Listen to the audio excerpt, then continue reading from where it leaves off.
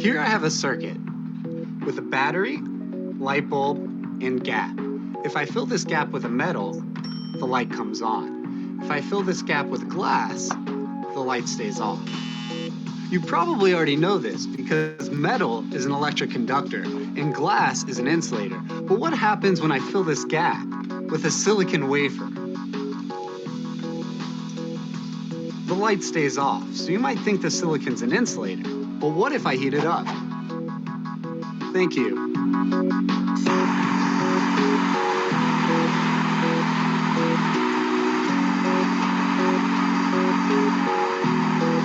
It lights up. The silicon is insulating at room temperature but conducts electricity when it's very hot. It's a semiconductor whose conductivity changes based on the environment. This special ability makes semiconductors the perfect brains for electronic devices. Circuits of small semiconductor switches, called transistors, are at the heart of computer chips and enable them to do math and run programs. Semiconductors have enabled electronics to become smaller, faster, and more reliable. But what is it exactly about these semiconductors that allow them to either conduct or insulate?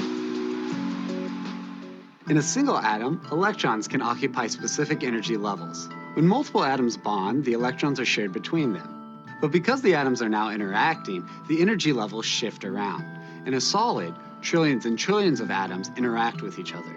Their individual energy levels smear into energy bands.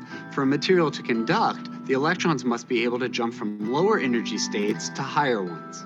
The spacing of these energy levels and how they're filled with electrons determines if the material is a conductor, insulator, or semiconductor. If there's a huge gap between the lower energy levels and the higher ones, it's hard for electrons to jump to the higher ones, so current can't flow, and it's an insulator like this glass. Metals have no gap at all. Electrons can move to the higher energy levels with no problem. Current can flow. Semiconductors fall somewhere in the middle. They have a medium-sized band gap. So technically, I can make this glass conduct electricity if I added enough energy through heat to push the electrons into a higher band.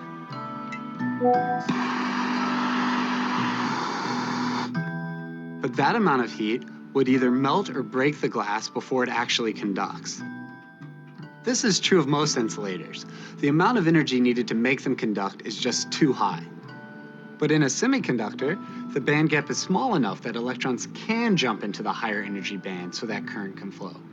The amount of heat we apply determines how many electrons jump into the higher band and how much current flows. And heat isn't the only way to change the conductivity in a semiconductor. We can also use light, electric currents, and in a computer, electric fields. As I've said, computers are made up of semiconductor switches called transistors that switch between conducting and insulating. Computers use electric fields because heat is slow and would burn too much energy. We can turn this wafer into a computer chip by printing a circuit of transistors on it using a process called photolithography. Here, in the photo room, we cover the wafer with a light-sensitive material and expose it to light that we shine through a patterned mask. Then, we develop the wafer, like film and photography, which leaves behind a pattern that becomes the circuit. Printing the transistors at once lets you make circuits that are smaller and cheaper than if you built them from individual parts. Transistors make up the logic elements, the memory components, and the communication modules that let computers talk to each other. With semiconductors, you can cheaply add transistors to almost any device you can think of, from spaceships to servers to maybe even your toaster. Semiconductors have enabled the technological revolution, the internet, the computer, and the cell phone. No semiconductors, no information age. I'm Jamie, and thanks for watching this episode of Science Out Loud. Be sure to check out some of our other videos, including mine on how computers compute. Check out our website for more information.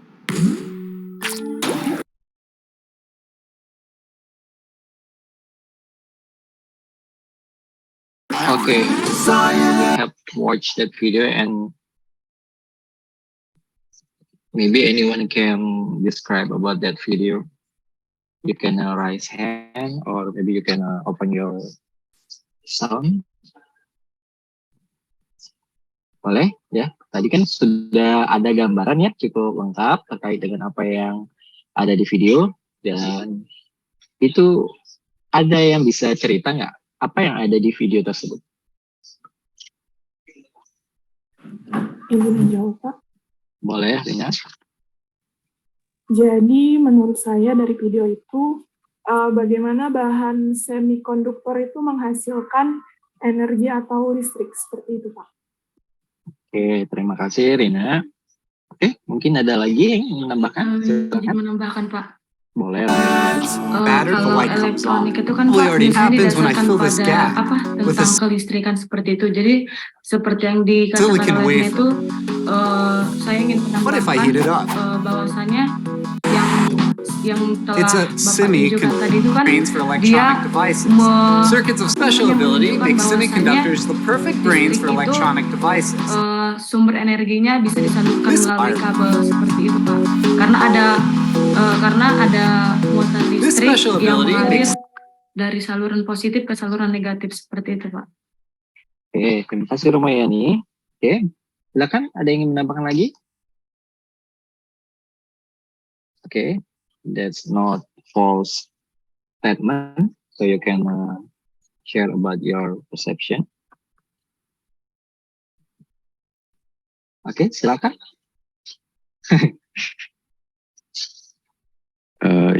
Izin masuk, Pak. Boleh, William. Semikonduktor itu pengantar listrik yang dipengaruhi oleh lingkungannya, Pak. Gimana, ulang? Semikonduktor itu pengantar listrik yang dipengaruhi oleh lingkungannya, Pak. Oke, itu Bapak William. Terima kasih. And then? Izin menambahkan. Oke, boleh. Muslimah dulu mungkin. Ya Pak, jadi semikonduktor itu contohnya silikon. Jadi dia itu setengah konduktor atau bisa setengah mengantarkan listrik. Oke. Setengah lagi dia masuk isolator. Oke, good job Muslimah. Silakan Widya.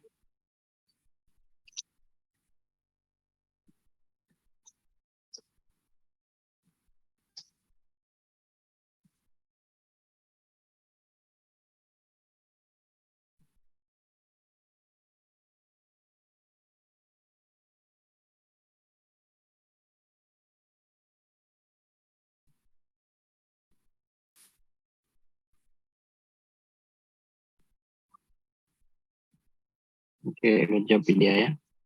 Baik, saya tutup dulu ya. Terima kasih untuk saran terkait dengan describing ya dari apa yang kalian lihat di video.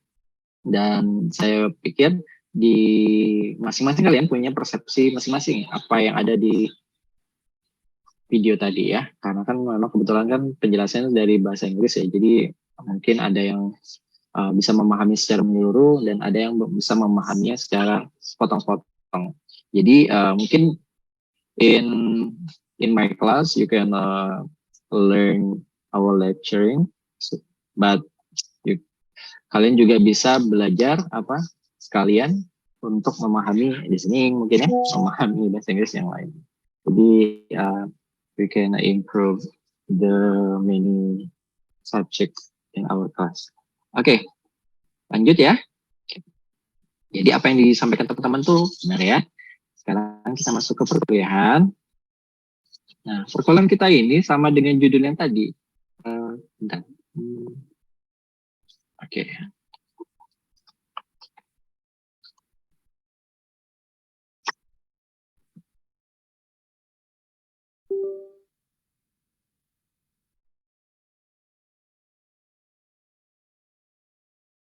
Oke, sudah terlihat?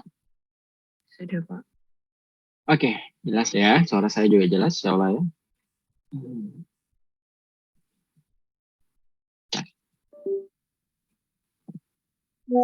Oh, saya lupa. Di kelas ini yang menjadi ketua kelas siapa? Selain ini ya, selain yang tadi. Kalau kemarin kan sudah ada, siapa kemarin? Saya lupa. Kemarin tuh Lestiana ya. Kalau sekarang silakan siapa yang mau ini? Mungkin untuk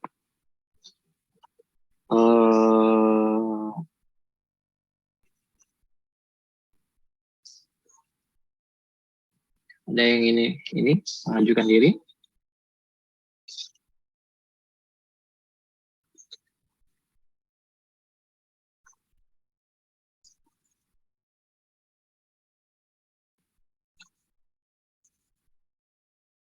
Mungkin saya minta Aruni Prameswari ada?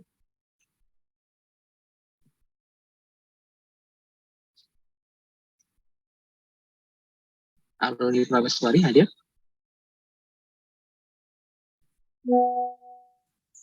Ini ada suaranya? Baik, Pak.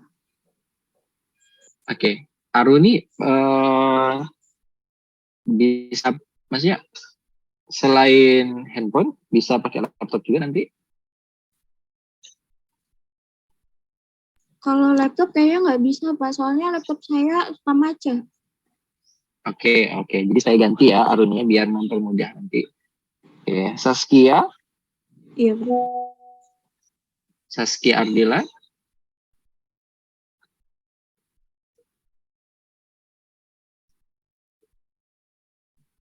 Karina Lokitasari. Iya, Pak. Bisa, Pak. Oke, Karina ya. Saya minta tolong jadi ketua kelas untuk RA, untuk LKNK-nya ya. Job desk-nya sama.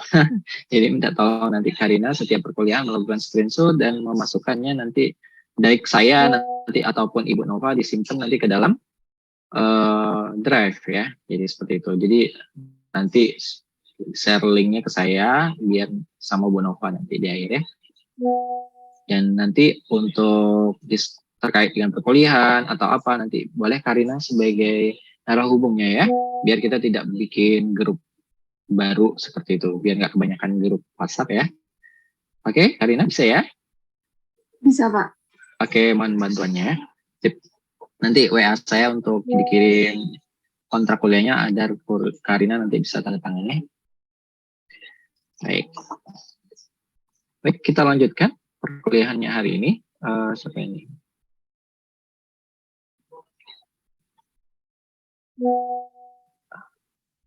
Oke, Kak. Gimana, Amira? Amira?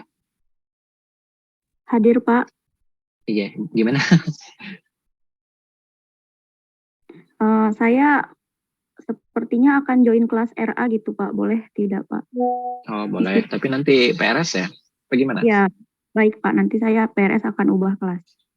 Oke, nggak apa-apa. Biar Rebecca ada temannya juga ya. Ini nggak Rebecca ya. Oke, nah jadi seperti yang saya sampaikan sama Rebecca, Amira mohon tidak canggung ya sama adik tingkatnya karena kalian harus bekerja sama ya untuk sama-sama lulus ya di dalam mata kuliah ini karena ini mata kuliah wajib. Jadi gan batik udah saya. Oke. Baik, kita lanjutkan. Nah, tadi dikatakan bahwa yang namanya semikonduktor itu berperan aktif dalam kehidupan kita sehari-hari, ya, baik dari sisi komputer, elektronika yang berkaitan dengan kehidupan sehari-hari. Ya. Jadi mereka memiliki peranan yang penting. Nah, ada beberapa elektronika yang mana jadi pertanyaannya sebenarnya what is electronic devices? Nah, jadi apa menurut kalian? Elektronika itu apa sih? Kira-kira menurut kalian elektronika itu apa? Kan sering nih alat elektronika kayak gitu. Ada nggak? Bisa? Siapa? Ayo. Menurut kalian elektronika itu apa sebenarnya artinya? Jadi biar selama ini ngomong tidak ini aja gitu nah. Tidak sekedar namanya aja, tapi tahu makna elektronika itu apa sebenarnya? Izin menjawab, Pak. Iya, boleh. Jadi menurut saya, pada intinya itu elektronika itu ilmu yang mempelajari tentang arus listrik, Pak. Seperti itu. Oke. Jadi elektronika itu adalah ilmu yang mempelajari arus listrik. Kalau ditinjau dari sisi keilmuan. Berarti kalau elektronika itu mempelajari ilmu kelistrikan, kalau disebut dengan barang elektronik, berarti apa? Barang yang mengandung unsur kelistrikan. Iya nggak sih? Jadi sistem penggunaannya ada unsur kelistrikannya. Betul? Setuju nggak? secara makna awam ya. Setuju ya? Oke. Nah, di dalam barang-barang elektronika itu banyak sekali indikator-indikator yang mana ada komponennya. Nah, kalian dulu pernah belajar sama Pak Doni, sama Bu Nova, ada resistor ya. Kemudian ada komponen-komponen lainnya. Ada variabel transistor, ada fixed transistor, and yang lainnya. Nah, ada juga komponen-komponennya itu seperti dioda, kemudian transistor ya. Nah, jadi komponen-komponen ini juga menjadi salah satu beberapa komponen utama yang ada di sistem produk elektronika atau barang elektronika. Nah, jadi ketiga bahan ini juga terbuat dari semikonduktor, nah, termasuk dengan IC kayak gitunya. IC. Ada yang tahu IC apa? Sering dengar nggak? Misalnya di handphone termasuk barang elektronika nggak?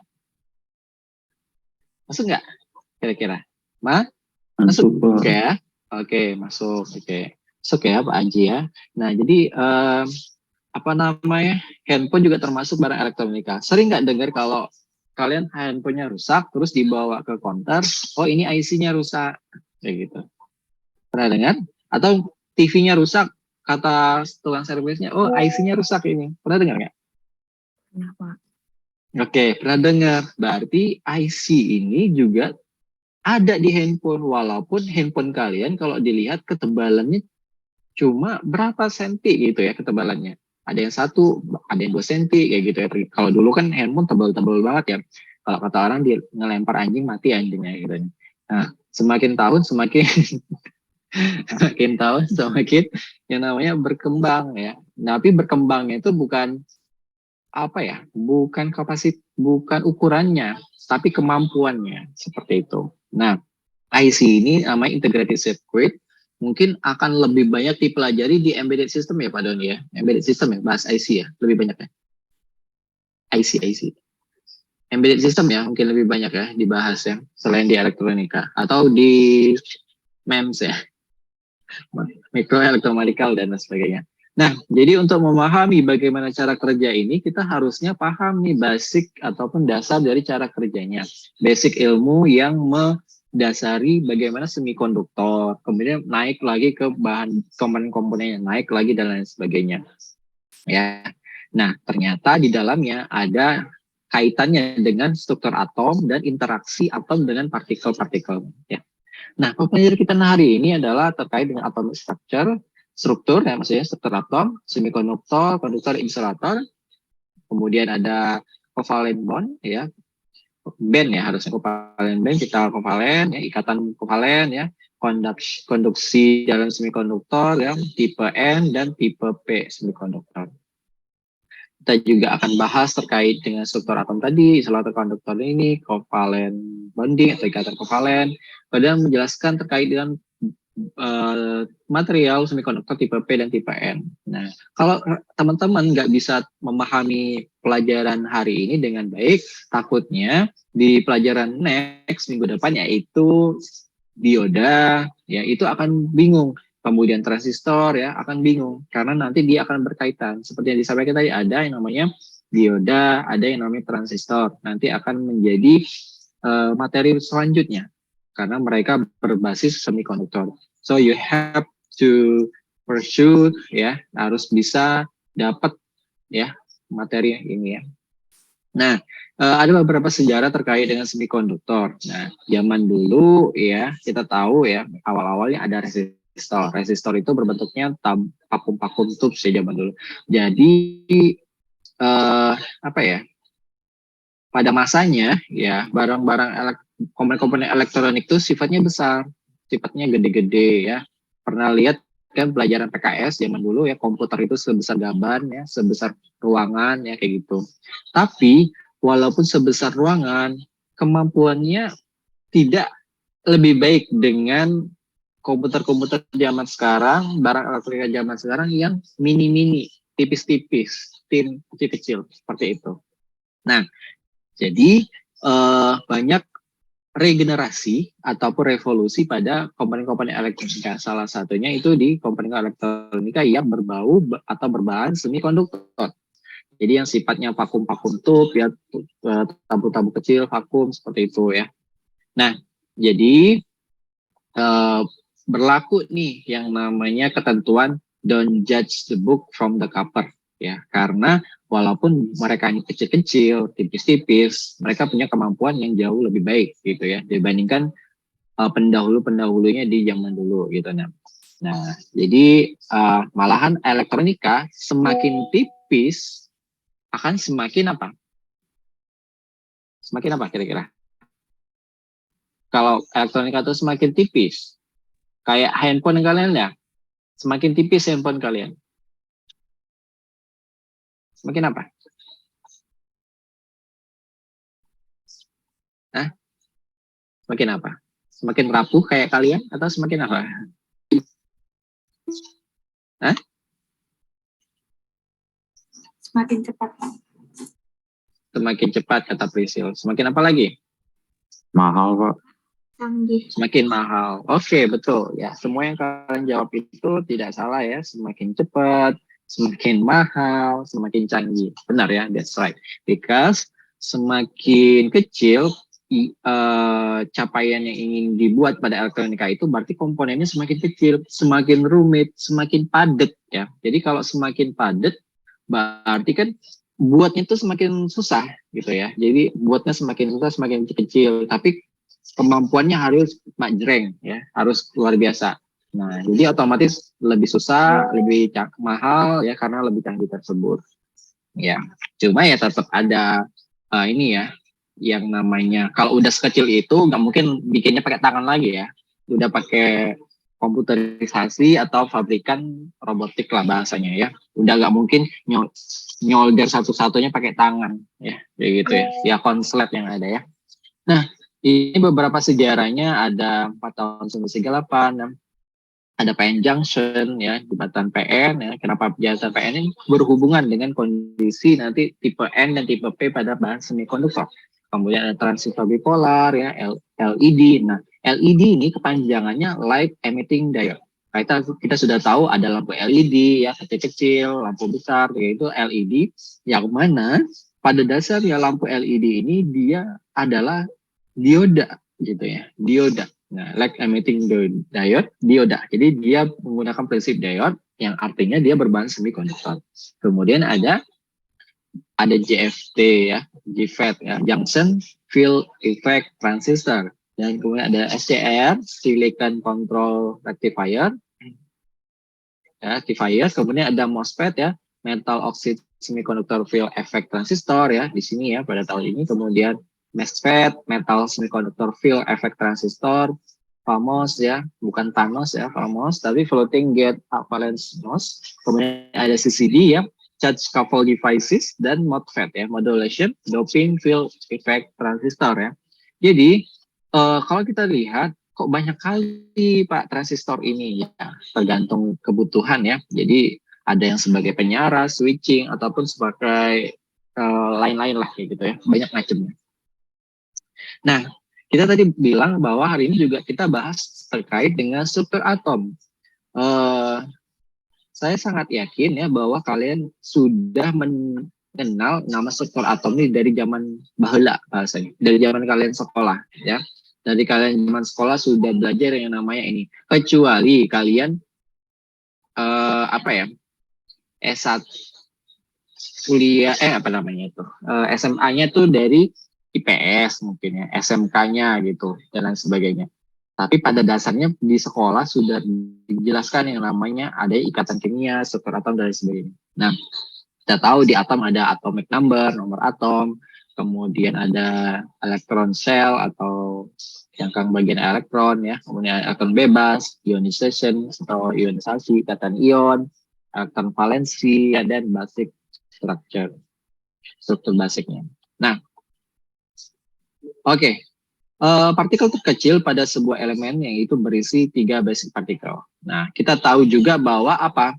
Berdasarkan teori John Dalton, atom itu adalah apa? Suatu unsur yang terkecil ya, kita katakannya. Kalau berdasarkan teorinya John Dalton, ya bukan saya sih, memang ada teori-teori berikutnya yang menyatakan sebenarnya masih ada loh atom itu bukan bagian terkecil gitu ya. Nah, jadi menurut John Dalton tadi adalah atom itu adalah partikel terkecil ya daripada suatu zat yang tidak dapat diuraikan lagi menjadi partikel yang lebih kecil ya melalui reaksi kimia bebas. Nah, sebenarnya pada umumnya atom berbentuk seperti lingkaran yang berdiameter 6 sampai 30 mm. Nah, gaya elektromagnetik yang ada pada atom ini dapat mengikat partikel-partikel seperti apa? Nah, seperti adanya proton, kemudian adanya apa? Adanya neutron ya, dan kemudian adanya elektron. Nah, sedangkan kita tadi tahu bahwa ada 3 partikel ini, yaitu proton sebagai positive charge dan neutron itu uncharged atau netral.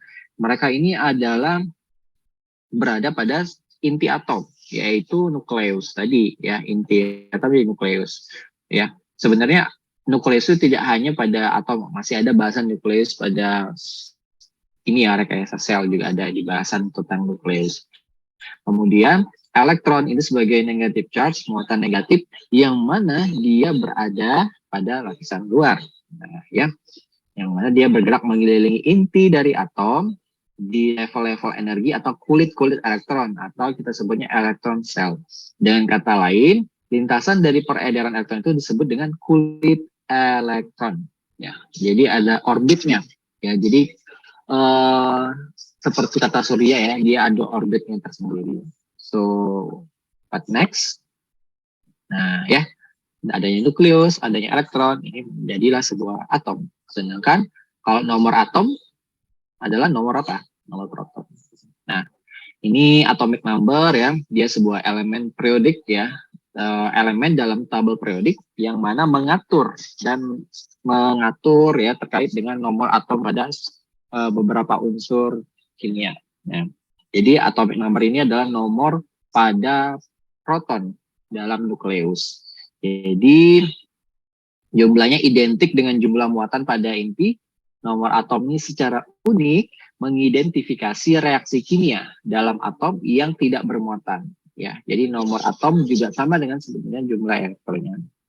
Nah, ini ya, ada elektron sebagai muatan negatif ya, dan ini nukleus. Ini adalah kondisi atom hidrogen. Kita kan tahu hidrogen itu ada 1 elektronnya, elektron bebasnya. Sedangkan di helium ada 2 ya. Jadi hubungan antar satu sama lain ini bisa saling simbiosis ya, karena bisa membentuk suatu ikatan ya yang mengikat. Nah, kalau ikatan ionik dia kan terbentuknya suatu interaksi ya elektrostatik ya, karena ada proses hubungan antara muatan positif dan negatif. Nah, kemudian atomic struktur ada yang tadi elektron sel ya, kulit elektron, bagian-bagian luar orbitan. Nah, di dalam atom, orbit ini ya tergabung ya dalam pita-pita energi ataupun sel ataupun cangkang-cangkang ya, sel 1, sel 2 dan sel terluar misalnya. Nah, di dalam cangkang-cangkang ini atau pita-pita ini energinya berbeda ya, energinya berbeda antar satu sama lain. Energinya akan meningkat ya. Energinya akan meningkat seiring dengan semakin jauh jaraknya dari nukleus. Nukleus itu kan intinya ini. Ya. Jadi elektronnya itu akan semakin besar energinya karena semakin jauh jaraknya dari si nukleus. Walaupun pada hakikatnya akan semakin kecil gaya tariknya. Kayak gitu. Ya, gaya kecilnya akan semakin tarik. Jadi sebenarnya gaya tariknya itu akan pada inti atom akan lebih besar saat dia berada di semakin dekat dengan nukleus. Ya, sel 1 misalnya semakin dekat pada inti atomnya. Tapi energi potensialnya akan semakin besar saat dia berada lebih jauh dari ini. Jadi sebenarnya saat elektron ini menjauh dari pusat intinya, gaya tarik dari elektron akan berkurang. Ya, karena kan lebih dekat ini. Nah, akibatnya elektron bagian ini berputar dengan kecepatan yang lebih rendah. Velocity-nya berkurang. Karena penurunan atau decrease of velocity, penurunan kecepatan, ya, ini berhubungan dengan energi kinetik. Energi kinetik kan mv kuadrat ya, setengah mv kuadrat. Ada setengah, ada massa, ada kecepatan. Nah, jadi berhubungan dengan energi kinetik, yang mana akhirnya semakin berkurang. Nah, karena energi potensial karena energi potensial ini berbanding terbalik dengan gaya tarik menarik, sehingga energi potensial ini meningkat dengan bertambahnya jarak. Nah, energi potensial kalau kalian ingat pelajaran fisika itu di gedung yang tinggi, ya enggak? Di gedung yang tinggi, di pohon yang semakin tinggi akan semakin ada ininya ya, ada H-nya. Nah, ada ketinggian yang mempengaruhi di sana, MGH, enggak? Kayak gitu ya. Kalau mau nanya fisika lebih lengkap tanya Pak Doni ya, gitu deh. Kalau mau nanya kimia lebih lengkap tanyanya sama Pak Marsudi. Oke. Nah, jadi ada perubahan di situ. Jadi karena tadi energi potensial ini berbanding terbalik dengan gaya tarik menarik, sehingga energi potensial meningkat ya dengan bertambahnya jarak. Nah, peningkatan energi potensial ini lebih besar daripada penurunan energi kinetik. Nah, oleh karena itu energi total elektron ini akan bertambah dengan bertambahnya jarak dan inti. So, itulah karena semakin jauh jaraknya sehingga daya tarik dari nukleus terhadap elektron yang ada di sel ini berkurang. Oleh karena itu, elektron-elektron terluar inilah yang bertugas untuk membentuk ikatan pada senyawa-senyawa yang lain. Seperti itu. Soalnya kalau semakin dalam, semakin susah ngelepasnya. Nah, kalau semakin dalam dengan inti, semakin susah nih ngelepas buat membentuk ikatan. Nah, kalau yang terluar kan agak agak kendor bahasanya. Jadi lebih mudah dilepaskan kayak gitu. Nah, oke. Kemudian ada elektron valensi ya. Kalian sudah tahu tadi elektron valensi ya, ataupun sebelumnya ya, dia adalah elektron dengan tingkat energi yang paling tinggi yang berada pada bagian terluar. Ya, bagian luar ini ada silikon atom dan germanium. Mereka memiliki 4 elektron valensi ya pada bagian terluarnya. Jadi diingatkan lagi bahwa elektron valensi itu adalah jumlah total elektron di kulit terluar atom. Nah, valensi itu untuk menunjukkan bahwa jumlah elektron suatu atom yang dilepas atau yang diterima, atau yang dapat digunakan bersama dengan atom lain untuk mendapatkan konfigurasi yang stabil, 2, 18, 6, dan sebagainya. Itu kalian sudah pernah belajar konfigurasi elektron. Nah, seperti itu. Nah, kemudian elektron dalam bagian valensi sel ini ataupun kulit valensi ini dipanggil sebagai elektron valensi ataupun elektron bebas. Yang mana elektron-elektronnya yang dapat bergerak bebas meninggalkan selnya karena sudah sudah terlepas dari ikatan atomnya. Nah, ini contoh ikatan kovalen pada atom H2 ya, yang mana dua hidrogen sama-sama memiliki satu elektron bebas, yang mana mereka bisa saling membentuk. Ya, yang membentuk disebut dengan ikatan kovalen atau covalent bond. Okay, that's a summarize of covalent bond ya of the H2 atom. Kemudian ada Bohr model of an atom. Ini adalah model yang dipropos oleh Niels Bohr pada tahun 1915 terkait dengan putaran elektron ya, circle elektron, elektron circle the nucleus ya, pada elektron putaran pada inti atom, yang mana tadi kita tahu nukleus itu terbuat dari proton dan neutron yang sifatnya netral. Nah, pada tahun itu si Niels ya mencoba menjelaskan ya, sebenarnya dibilang itu ada tahun 1913 dia sudah mencoba, tapi ditemukannya tahun 1915 sebagai kesimpulan. Dia mencoba menjelaskan bahwa model atom Bohr ini ya melalui konsep elektron yang mengikuti orbit, yang mana mengelilingi inti atom yang mengandung proton dan neutron tadi. Nah, elektron dalam atom bergerak mengelilingi inti pada lintasan-lintasan tertentu. Namun dia tidak memancarkan energi. Nah, lintasan-lintasan elektron itulah yang disebut dengan kulit ya, sel ya, atau tingkat energi elektron. Nah, pada kesimpulannya, elektron dapat berpindah dari satu lintasan ke lintasan yang lain. Ya, dia dapat move dari satu ke tempat lain. Nah, perpindahan elektron dari tingkat energi tinggi ke rendah disertai pemancaran energi. Sedang perpindahan elektron dari tingkat energi rendah ke tinggi disertai dengan penyerapan energi. So, elektron yang bergerak pada lintasannya berada pada keadaan stasioner. Artinya elektron ini tidak membicarakan atau menyerap energi. Seperti itu. Nah, atom dapat direpresentasikan dengan valensi sel atau valensi elektron tadi ya, elektron sel ya. Nah, dan pada intinya. Kemudian titik inti pada atom ya, dia terdiri dari inner cell dan nukleus tadi ya, seperti itu. Nah, untuk karbon atom ya, valensi selnya itu ada 4 elektron, kemudian inner cellnya ada 2 elektron untuk ini ya, atom karbon ya. Kemudian nukleusnya terdiri dari 6 proton dan 6 neutron. Nah, core-nya ini ya. Nah,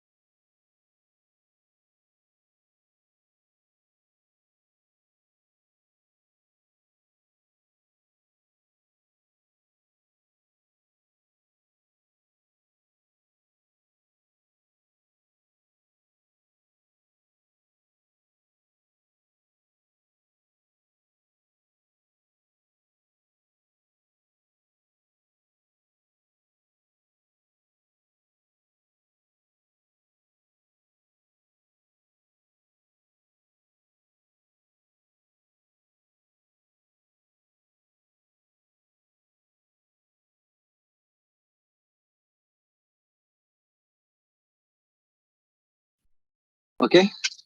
Mohon maaf tadi terlempar. Apakah suara saya terdengar? Terdengar, Pak. Dengar, Pak. Ya, terdengar ya. Oke. Mungkin kalau ada yang mau minum dulu, silakan minum dulu ya, sebagai upaya memberikan presentasi.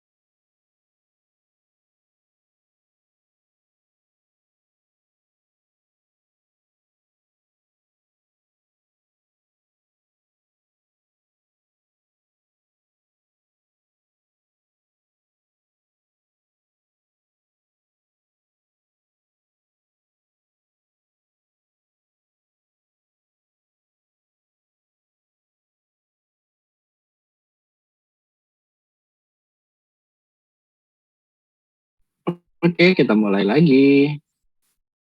Baik, tadi dijelaskan sama Mas tadi gitu.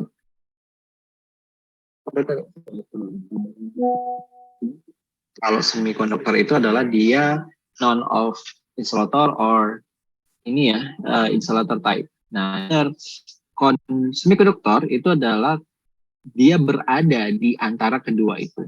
Ya, dia berada di antara kedua itu. Dia bisa jadi konduktor, dia bisa jadi insulator saat kondisi-kondisi tertentu. Nah, konduktor itu adalah material yang mudah sekali terhubung arus listrik.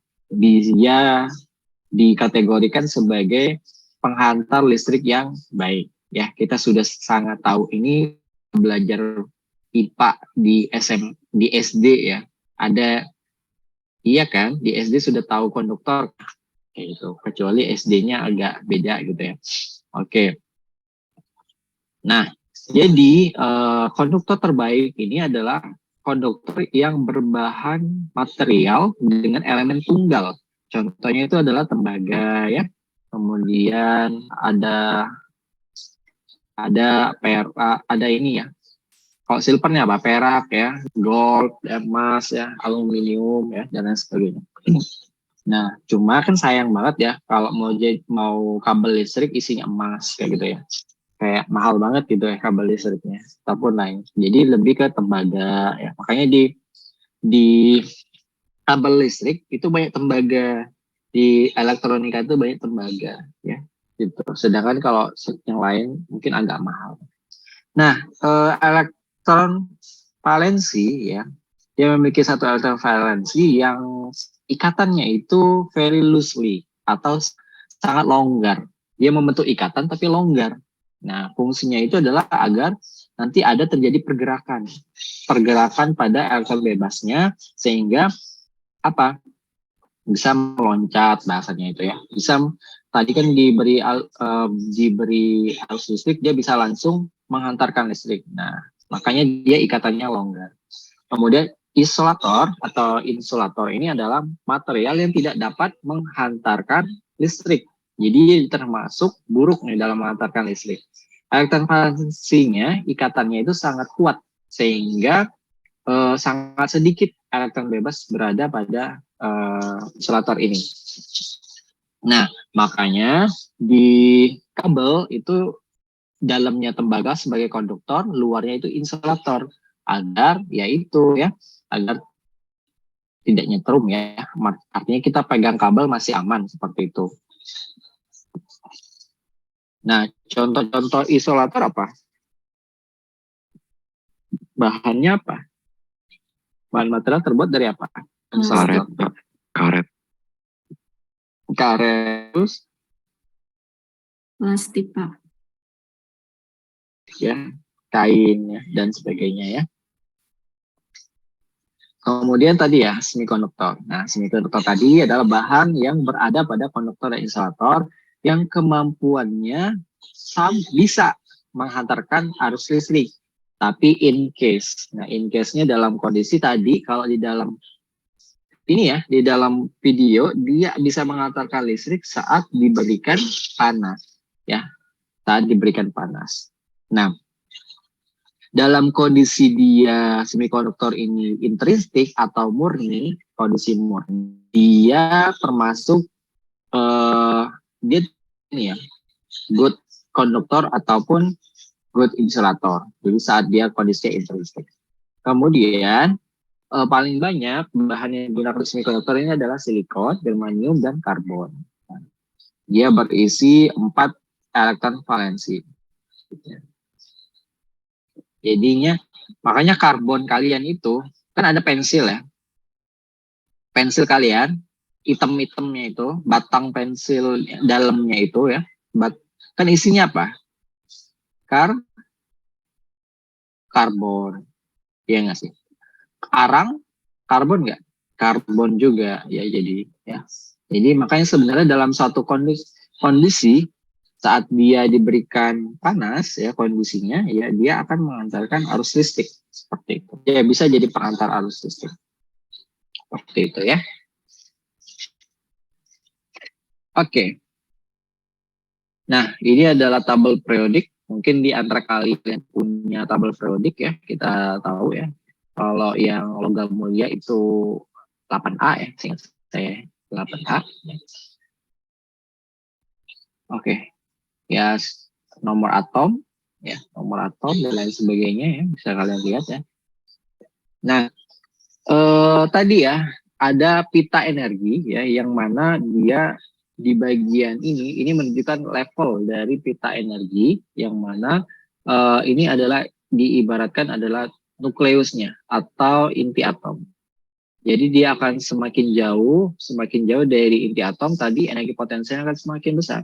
Tapi daya tarik dari nukleusnya akan semakin jauh. Ya ibaratnya kayak inilah ya, kayak apa ya, gravitasi lah gitu ya, mempengaruhi ya gitu. Semakin dekat inti bumi semakin besar. Kemudian ini energi gap ya, gap energi di antara sel-sel ataupun si pita-pita bandnya ini ya. Ini valensi level bagian sel paling luar atau plate terluar, kemudian ini second levelnya, kemudian ini third level yang semakin dalam dan semakin dekat dengan inti atomnya. Kemudian berikutnya itu ada ini ya, ini yang disampaikan oleh Mas tadi ya di dalam sebuah video tadi, ada insulator, semikonduktor, dan konduktor. Nah, inilah yang menyebabkan adanya perbedaan dari insulator, semikonduktor, dan konduktor. Adanya gap energi yang berbeda ya, sehingga menyebabkan level energi ya pada sel orbitnya berbeda juga ya. Nah, another name atau nama lain dari orbital cell ini ya, lapisan orbitnya itu, kulit orbitnya itu adalah sel valensi ya, atau valensi sel ataupun cangkang valensinya, kulit valensinya atau pita valensinya ya. Kemudian ada conduction band atau pita konduksi, yang mana dia itu adalah bagian terluar ya, dari valensi sel. Nah, tadi kan disampaikan di video, kenapa dia insulator ini tidak dapat menghasilkan listrik, karena energi gapnya itu terlalu jauh. Jadi untuk meloncatkan yang namanya elektron di valensi band ke titik conduction band ini terlalu jauh, sehingga makanya tidak sampai kemampuan elektronnya untuk meloncat ke bagian conduction band ini. Makanya tadi dijelaskan juga, kalau seandainya diberikan panas pada insulator, malah akan terbakar. Sebelum dia mampu meloncat, sudah rusak dulu di bagian insulator ini. Gara-gara energi gap ini ya. Nah, kemudian kalau konduktor, dia sangat mudah menjadi penghantar listrik karena tidak ada gap bahasanya. Malah gapnya itu overlap, ya, saling mendahului.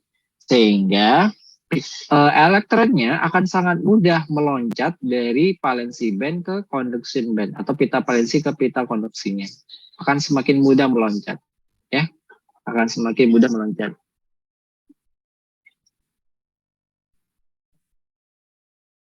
Oke, akan semakin mudah untuk meloncat.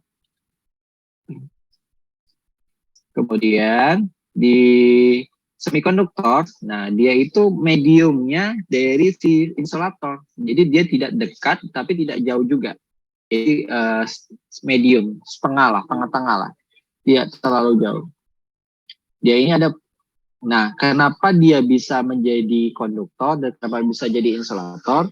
Karena saat tidak diberikan intervensi berupa panas, maka pita valensinya, di pita valensinya elektronnya tidak mampu untuk loncat ke pita konduksi. Tapi saat diberikan intervensi berupa panas, dia mampu nih untuk meloncat ke pita konduksi. So that's why ya, it's called about semiconductor. Oke.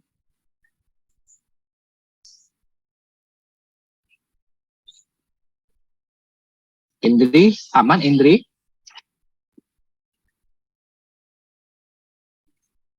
Aman, Pak. Aman. Ngantuk kan?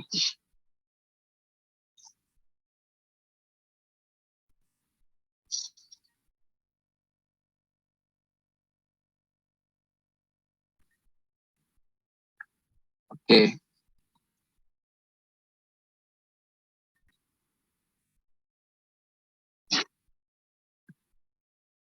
Oke, harus diperhatikan lagi ya. Handphonenya tolong disimpan dulu ya, teman-teman ya. Saya lihat banyak yang fokusnya tidak ke layar, saya lihat ya. Oke, jadi harap diperhatikan lagi. Ya, saya lihat banyak yang lagi main handphone sepertinya. Oke, balik lagi ya ke sini ya. Di sini ada terkait dengan pita energi tadi ya, bahwa ada pita valensi dan pita konduksi. Yang mana kalau kita lihat di semikonduktor ya, ini pada suhu temperatur ya ada 25 derajat. Nah, ini kondisi ya pita tadi dibilang kalau silikon ini dia memiliki 4 elektron ya di pita valensinya. Jadi akan lebih besar dari 5 elektron valensi ya. Kalau di konduksi ya, kalau di sini ya dia overlap pitanya ya, maka akan semakin mudah ya. Jadi EF ya atau EV ya, electron volt ya. Electron volt ini ya energi yang diserap ya oleh elektron, energi yang diserap oleh elektron ketika mengalami beda potensial ya, yaitu 1 volt ya. Mengalami beda potensial ya. Gitu. Jadi dia merupakan energi yang diserap oleh elektron ketika mengalami beda potensial dengan potensial 1 volt gitu ya. Oke, ini adalah comparison atau perbedaan semikonduktor atom ya, atom semikonduktor dan atom konduktor. Ini ada silikon, kemudian ada chopper. Chopper apa? Perunggu. Perunggu. Setuju? Bukan. Bukan yang ini ya, rakun ya, rusa. Tembaga, Pak. Hah? Tembaga. Oke ya, tembaga ya. Kayaknya nggak ada yang suka One Piece ya di sini, jadi nggak tahu chopper. Oke, atom silikon ya, kemudian silikon atom dan chopper atom. Nah, jadi pada silikon yang termasuk semikonduktor dia memiliki 4 elektron valensi ya, termasuk semikonduktor. Dia memiliki konfigurasi 2, 8, dan 4 sebagai elektron konfigurasinya. Makanya 4 ini adalah lapisan terluarnya, sedangkan 8 itu keduanya, 2-nya itu lapisan ketiga di bawahnya, semakin dalam. Chopper atom dia memiliki 1 pita valensi ya. Nah, ini contohnya di chopper atom memiliki 1 elektron di pita valensinya. Kemudian dia termasuk sebagai konduktor yang baik ya, dengan konfigurasi elektronnya itu 2, 8, 18 dan 1 ya. Nah, dia memiliki 14 proton kalau di silikon, 14 nukleus ya, dan 10 elektron in inner cell. Kemudian kalau di chopper dia ada 9 proton, 9 nukleus, 28 elektron in inner cell. Nah, ikatan kovalen. Nah, ikatan kovalen tadi sudah disampaikan sebenarnya ya, bahwa ikatan kovalen itu apa? Sebuah ikatan yang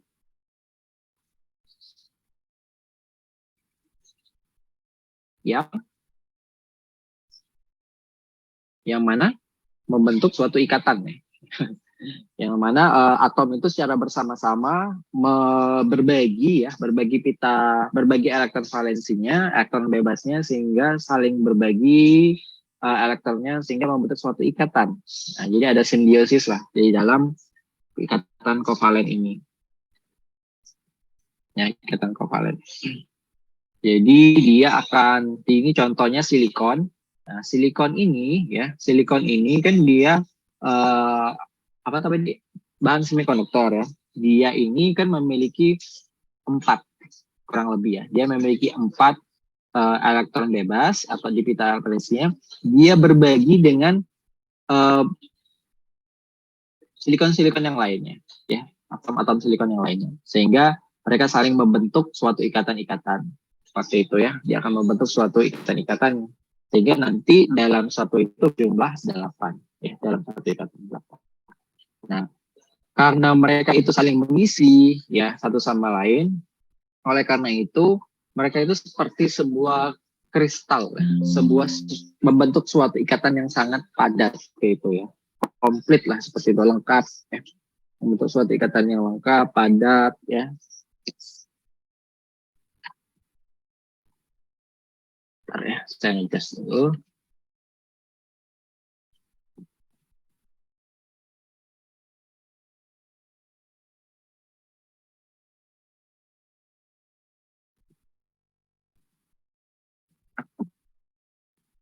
Yang membentuk suatu ikatan ya, sehingga bisa dikatakan dia itu seperti kristal, to form as a crystal, jadi membentuk kristal silikon ya. Ini ya, inti atom berbagi elektron dengan satu sama lain pada 4 atom silikon yang ada di sekelilingnya, sehingga membentuk sebuah ikatan kovalen satu sama lain. Nah, atom yang mengelilinginya atau atom yang dikelilinginya itu adalah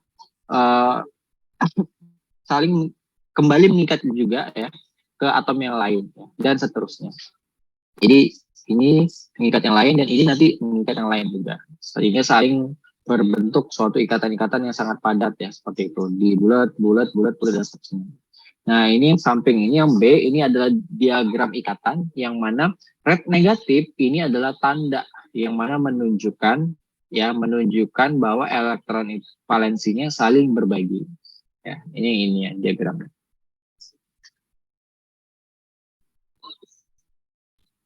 Nah, kemudian covalent bonding, the result of the bonding ya. Atom ini ya, dia bersama-sama ya membentuk sebuah substrat yang padat ya, solid ya, gitu. Kemudian atom ya, dia the atoms are electrical stable ya. Jadi mereka ini memiliki sifat kelistrikan yang stabil ya, karena mereka memiliki elektron valensi ataupun cangkang elektron ya pada cangkang elektron dan saling berbagi sehingga sangat komplit. Kemudian elektron valensi ataupun dari cangkang valensi, kulit valensinya itu yang komplit ya, dikarenakan silikon tadi saling berbagi. Nah, silikon ini bertindak sebagai insulator yang intrinsik atau murni ya. Silikon yang intrinsik ini dia sangat pure, sangat pure ya. Jadi sebagai konduktor yang pure atau sebagai konduktor yang tidak baik ya, atau dia berperan sebagai konduktor yang tidak baik ya pada saat dia intrinsik atau murni. Nah, ini covalent bond dalam bentuk kristal 3D silikon ya. Atom-atom tertentu dia akan saling berkombinasi saling ini ya dalam cara ini untuk membentuk struktur kristal. Ya, struktur kristal tadi kan ini kristal ya. Nah, silikon dan germanium ya, dari atom silikon dan germanium ini bergabung ya dengan cara ini dalam bentuk intrinsik ya, ataupun dalam kondisi murni ya, sehingga terus disebut dengan semikonduktor murni ya. Nah, ini ada energi gap ya dari silikon, ini nukleus ya, ini first band ya, pita 1, pita 2, ini pita valensi dan ini pita konduksi. Nah, jadi pita konduksi ini bagian keluar dari pita valensi ya. Jadi ada energi gapnya. Nah, kalau kita lihat valensi bandnya di bagian sini ya. Nah, ini adalah diagram pita energi untuk silikon kristal yang pure atau yang murni dengan atom yang tidak tereksitasi. Ya, jadi tidak ada elektron yang berada di pita konduksinya. Ya. Nah, kemudian proses konduksi dalam semikonduktor ini adalah, konduksi ini kan adalah proses perpindahan kalor. Kalau kita lihat ya, kalau pernah belajar di mata kuliah sebelumnya, adanya perpindahan kalor, perpindahan zat akibat adanya kalor, seperti itulah kurang lebih. Nah, jadi ini diagramnya bagaimana kondisi saat semikonduktor ini diberikan energi panas, heat energy ya. Tadi di video tadi ada heat energy, kemudian di pita valensi ini akan loncat nih elektron-elektron ke dalam pita konduksi, yang mana mereka ternyata lubangnya sama nih. Nah, jadi elektronnya sama, jadi lubang holdnya gitu, elektron hold pair. Jadi free electron atau elektron bebasnya itu cocok nih dengan lubang pada pita valensinya, ya. Jadi cocok ya. Jadi makanya dia loncat sehingga pada saat kondisi ini dia mampu menghantarkan listrik karena konduksi tadi ya. Nah, kalau kita lihat ini adalah bonding diagram saat silikon, 2 atom silikon, misalnya contohnya dia tadi diberikan energi panas ya, pada sini sudah di energi panas, nanti loncat dia elektron bebasnya ya. Loncat elektron bebasnya, pindah dia seperti itu ya. Nah, ini adalah creation ya, gambaran dari pasangan elektron hole dalam kristal silikon ya. Jadi elektron ini dalam pita konduksi ini masih free ya, bebas.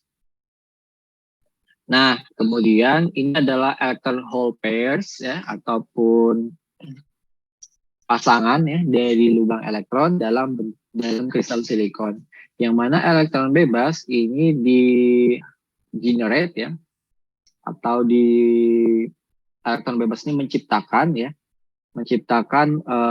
sebuah kombinasi yang berkelanjutan ya, dengan lubang-lubang itu. Jadi mereka saling pindah mengisi gitu ya, seperti itu, saling mengisi pita konduksi satu sama lain seperti itu. Ini adalah generation of an electron hole pair ya di bagian sini. Yang di bagian sini adalah rekombinasi dari elektron dengan a hole. Seperti itu ya. Nah, ini adalah perumpamaan saat mereka diberikan energi panas. Nah, pertanyaannya, kalau di dalam suatu barang elektronik ya, saya tanya, kenapa barang elektronik itu sama-sama barang elektronik, kenapa ada beberapa barang elektronik yang bisa mengeluarkan panas dan bisa menjadi penghantar panas ataupun bisa mengeluarkan panas? Dan kenapa sih barang elektronik itu dayanya beda-beda seperti itu? Ada yang tahu nggak kenapa menyebabnya? Padahal mereka itu sama-sama listrik jalannya sama gitu. Sama-sama 220 sampai 230 volt. Spesifikasinya sama. Kira-kira apa? Rumus daya apa? Rumus mencari daya apa? Kira-kira apa? Rumus mencari daya apa? Ada yang tahu rumus mencari daya? Energi listrik dibagi waktu. Apa? Usaha dibagi waktu, Pak. Apa? Usaha persatuan waktu, Pak. Usaha? Banyaknya usaha persatuan waktu. Oke. Ini kalau daya listrik untuk mencari watt dalam satuan ini arus daya arus tegangan daya sama dengan tegangan kali arus ya. P sama dengan I kali V ya, atau I apa? Untuk mencari V apa? I kali R ya, I kali R sama dengan I kuadrat R ya, I kuadrat R. Ya. Berarti apa? Kalau tegangannya sama-sama voltase yang 220 sampai 230, berarti apa? Yang ngebedain apa? Arusnya yang beda. Oke, arusnya yang berbeda. Kenapa arusnya yang berbeda?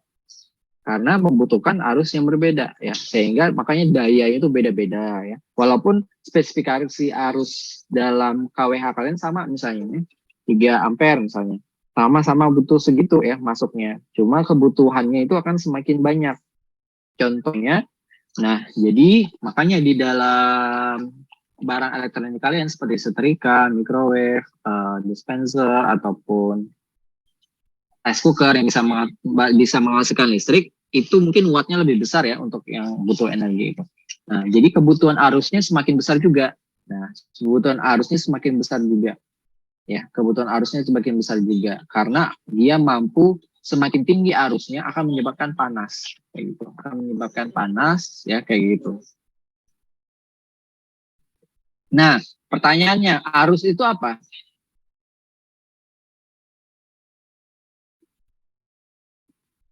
Arusnya apa? Arus itu sama dengan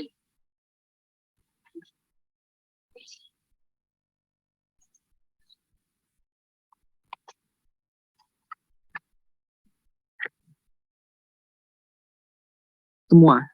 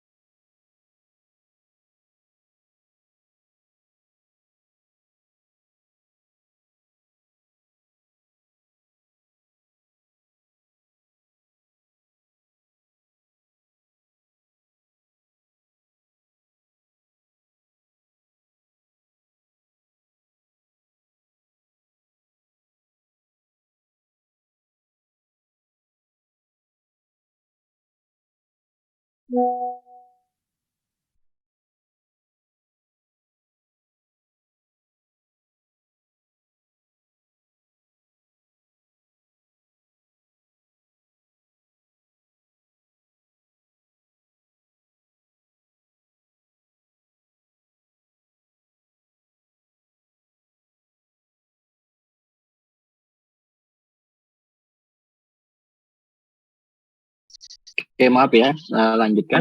Nah, arus ini apa? Arus ini apa? Kalau ada yang tahu nggak, arus ini adalah arus Banyaknya adalah elektron yang bergerak, Pak, dalam satuan bagus, waktu. betul ya. Oke, terima kasih Azara. Jadi memang arus ini adalah jumlah muatan yang bergerak. Artinya muatan itu kan Q ya. Q ya. Nah, jumlah muatan yang bergerak. Nah, makanya kalau kita pernah saya sampaikan adanya analogi di dalam suatu sungai, ada tahanan, ada resist tahanan, kemudian voltase, kemudian ada ininya, ada apa namanya tuh? Ada arus. Nah, maka arus itu adalah banyaknya muatan. Nah, banyaknya muatan yang mengalir. Yang mana si V ini adalah kecepatannya, velocity yang mana membawa jumlah muatan ini semakin cepat ya mengalirnya.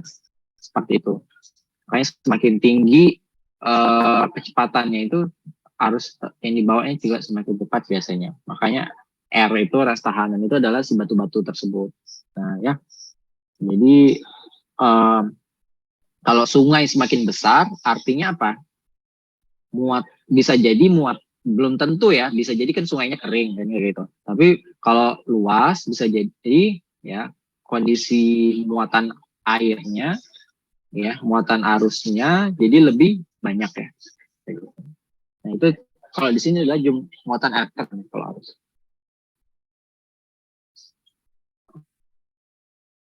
Oke. Nah, ini adalah elektron current ya, kemudian free elektron ya, elektron bebas yang dia bergerak ya, bergerak ini adalah arus elektron dalam silikon intrinsik ya, dalam silikon intrinsik yang mana menghasilkan pergerakan ya, diakibatkan dari thermal, dari thermal ya, yang diakibatkan dari panas ya, sehingga adanya pergerakan dari elektron-elektron bebas tersebut. Nah, ini ada 5 ya, kurang 6 ya. Jadi ada Hall current in intrinsic silicon. Jadi arus Hall ya. dari silikon intristik ya. Nah, ini adalah movement of hole ya, pergerakan dari lubang kita katakannya. Jadi pertama itu adalah elektron bebas ini meninggalkan lubang dalam si elektron valensi ini ya. Dia meninggalkan lubang set ya. Kemudian elektron valensinya bergerak ke hole pertama, ke dalam hole pertama dan meninggalkan second hole ya. Dia meninggalkan chip. Nah, jadi yang ini meninggalkan ya. Dia meninggalkan lubangnya. Kemudian elektron valensi yang berikutnya juga pergi meninggalkan lubangnya dan menuju lubang yang ditinggalkan pada yang second hole. Dan seterusnya, pindah ke sini, ditinggalkan, ini masuk sini, ini masuk sini, ini masuk sini, dan seterusnya. Jadi sini, sini, sini, sini, sini, dan seterusnya. Ya. Nah, jadi ketika elektron valensi ini bergerak dari kiri ke kanan untuk mengisi hole, ya, mengisi lubang-lubang ini selama apa ya? Ya, sementara yang hole belakang itu diisi oleh yang belakangnya juga ya. Jadi the hole ini efektif ya, memindahkan ya dari kanan ke kiri ya. Dan the hole highest effectively ya, move from right to left ya. Jadi gray arrow ini ya pada arah panah abu-abu ini ya mengindikasikan adalah movement yang efektif dari a hole ya. Seperti itu. Jadi dia pindah ya. Ini pindah tapi lubangnya ke sini. Sep ya. Jadi ini 1, 2, 3 elektronnya meninggalkannya. Sedangkan si lubangnya ke sini ini. Nah, ya. Gitu. Oke, sekarang kita bahas terkait dengan semikonduktor tipe N dan tipe P. Nah, kita katakan di dalam semikonduktor ini ada 2 tipe, yaitu pertama dia ada yang intrinsik dan ekstrinsik. Nah, intrinsik ini adalah saat kondisi semikonduktor itu lagi murni-murninya. Lagi murni. Dia murni karena tidak ada doping ataupun tidak terkotori oleh tidak terkotori oleh atom lain di luar itu. Nah, dikatakan ekstrinsik, dia tidak murni lagi karena dia sudah terdoping, sudah dimasukkan atom lain ke dalam si semikonduktor itu. Nah, doping ini adalah sebuah proses untuk menciptakan material semikonduktor tipe N dan tipe P. N ini adalah negatif, P ini adalah positif maksudnya. Nah, dengan menambahkan ketidakmurnian atom atau impurity atom, ada silikon yang ataupun semikonduktor yang murni untuk meningkatkan konduktivitas pada semikonduktor. Nah ya, ini doping ini. Kemudian tipe doping ya ada 2 ya. Yang mana ada trivalen. Trivalen ini ada trivalens elektron ini. Ini ya trivalen impurities yaitu aluminium, Al,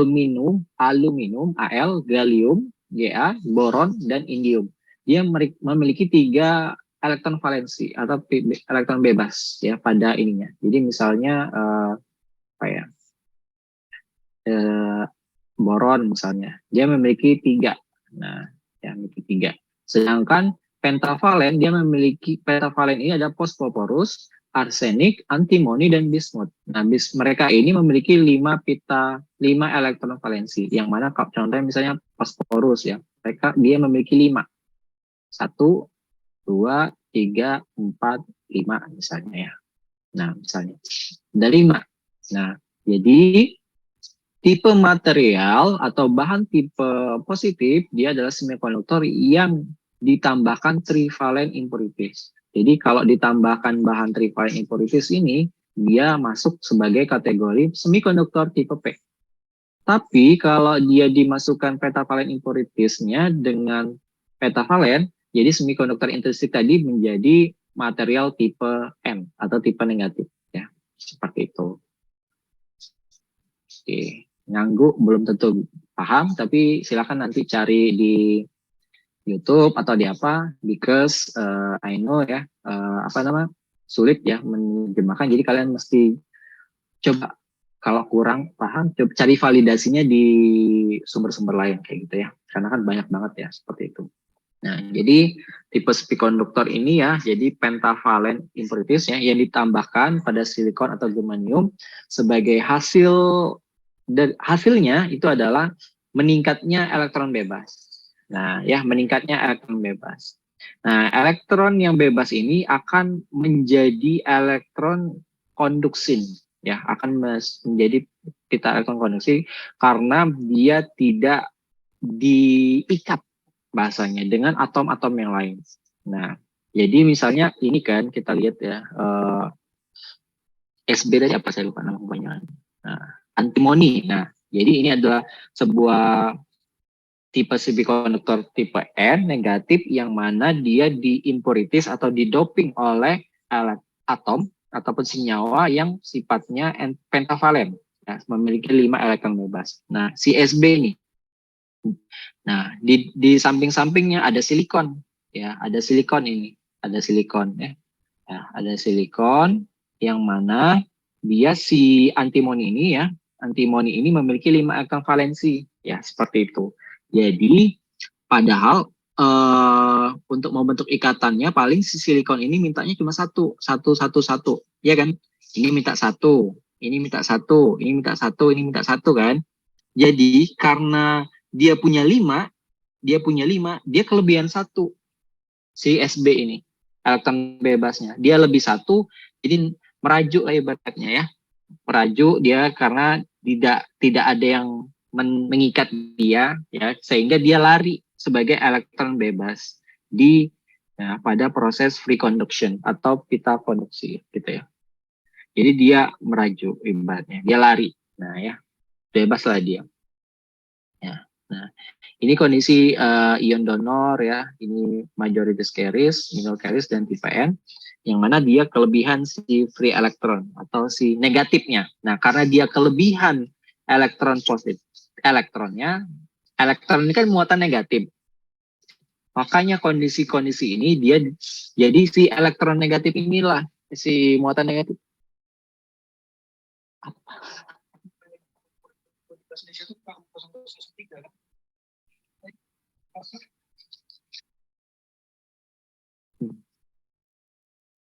Mungkin kelasnya yang beda.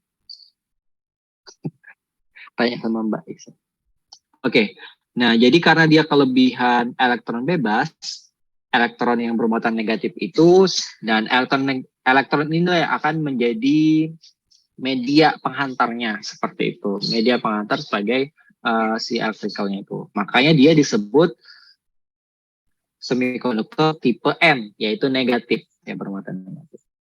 Kemudian, ini adalah tipe semikonduktor tipe P atau positif, karena tadi ya dia didonor atau dikotori semikonduktor murninya dengan bahan yang sifatnya trivalen. Ya, trivalen tadi kan yang memiliki 3 kelebihan elektron bebasnya. Nah, jadi silikon atau germanium yang merupakan material yang murni tadi, dia menciptakan deficiency of electron. Defisiensi ini maksudnya menyebabkan adanya menciptakan adanya lubang kayak gitu ya. Karena apa? Karena ada lubang yang tidak terisi bahasanya ya. Nah, kita coba lihat ini ya. Ini ada boron ya. Nah, B ini boron ya. Nah, boron ini ya, boron dari trivalen ini dia didoping dengan bahan semikonduktor. Nah, ada silikon, ada 4 silikon ini yang memiliki 4 material, 4 elektron valensi yang bebas, ya. Si silikon ini kan cuma butuh 1 minta sama boron. Yang ini minta 1, minta dan boron 1. Oke, jadilah jodoh. Kemudian si ini minta 1, jadilah jodoh. Ini minta 1, jadilah jodoh. Ternyata si ini tidak kurang karena si boron cuma punya 3 elektron. Jadi kurang. Nah, si silikon ini yang bagian atas jadi kurang. Alhasil pada proses bonding ini, ikatan ini menghasilkan 1 lubang yang tidak terisi. Seperti itu. Menghasilkan 1 lubang yang tidak terisi. Nah, alhasil karena 1 lubang ini tidak terisi, dia sebagai kelebihan lubang. Seperti itu ya, kelebihan lubang ya. Nah, jadi ada hole yang diciptakan, ada proses doping ini yaitu kelebihan. Nah, kemudian lubang ini ya dapat dikontrol lah oleh impurities dari si kondisi ini ya. Kemudian trivalent atom dapat take an electron accept atom. Nah, jadi kemudian current carries in p-type are whole ya. Jadi kalau yang tadi adalah majorities pembawanya ya, yang kiri ini adalah elektron bebas ataupun muatan negatif, sedangkan kalau di tipe P ini adalah si majorities carrier-nya itu adalah si lubangnya ini. Lubang ini yang akan menjadi ini ya media pembawa dari si elektronnya. Jadi makanya kelebihan lubang disebut dengan atom dengan semikonduktor tipe P. Nah, sebagai ini kita lihat video mungkin di sini ya ada video.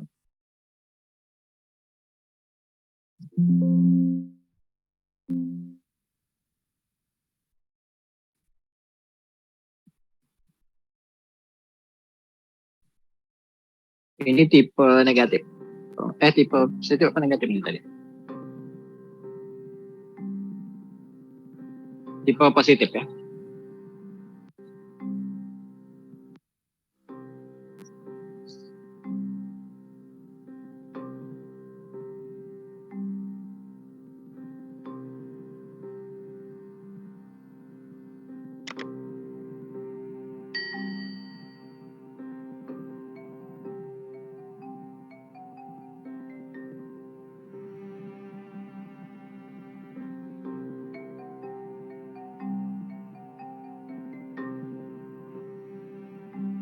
Nah, tadi tipe positif, ini tipe negatifnya.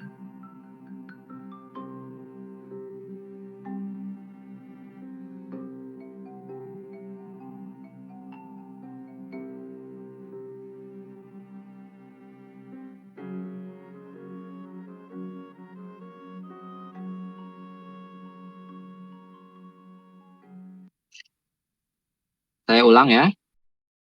Ini tipe positif.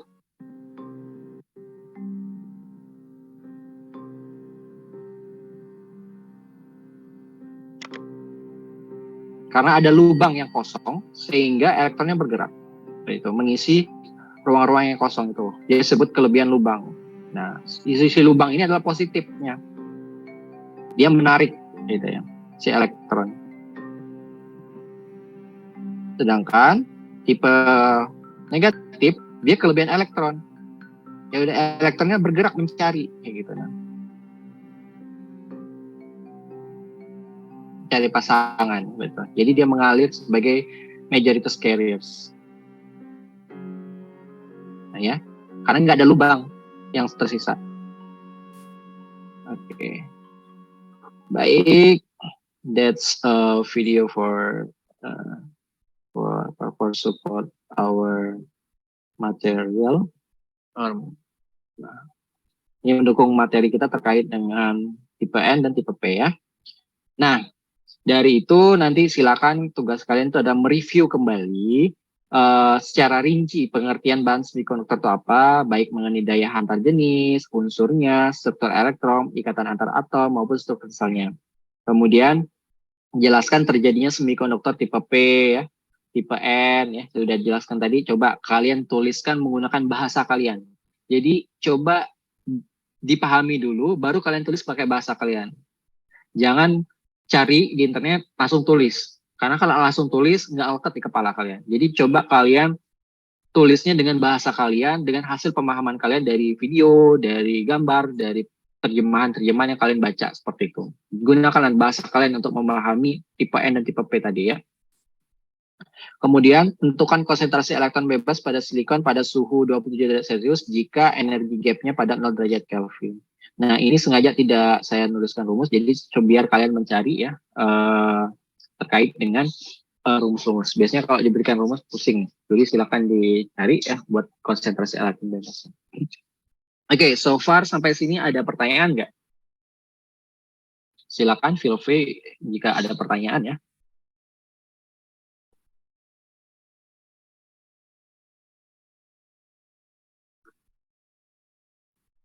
Ada pertanyaan? Mungkin Amira, Rebecca, ya. Silakan kalau ada yang bertanya atau siapapun. Tidak masalah kalau ada yang ingin bertanya. Selagi bisa saya jawab. Kalau tidak, silakan mungkin bisa dicari sendiri.